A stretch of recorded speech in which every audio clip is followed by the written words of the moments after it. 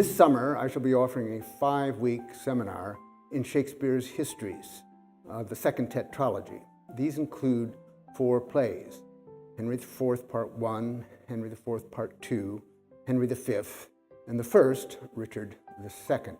These plays cover the period from roughly the 1390s to the 1420s and deal with, so to speak, the rise and fall of the 3 monarchs mentioned in the play's titles: Richard II, Henry IV, and Henry V. But these plays are of interest not simply in some narrow historical sense of the word or narrow antiquarian sense of the word.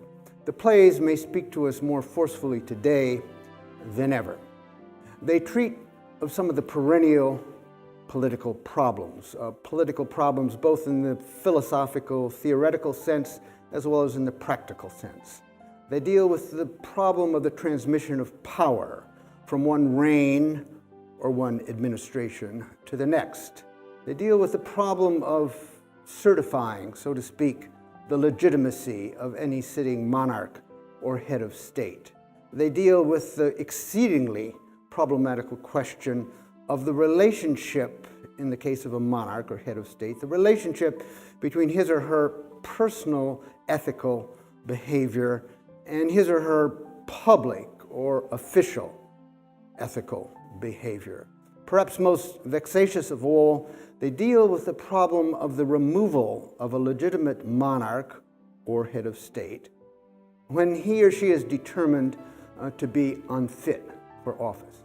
But the plays, of course, are not mere political or public documents for the improvement of government. The plays include some of Shakespeare's greatest theatrical achievements.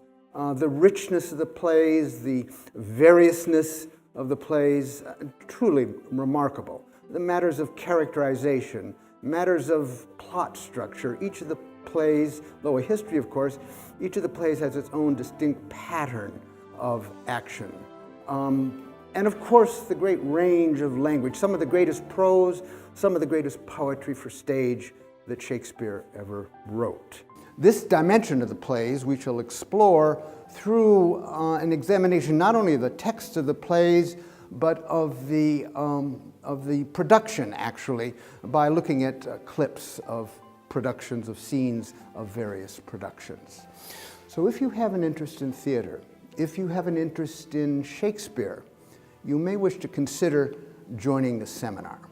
Given the spectacular virtuosity of the theater, I'm sure that you'll be interested. I'm sure that your interest will be sustained throughout the seminar.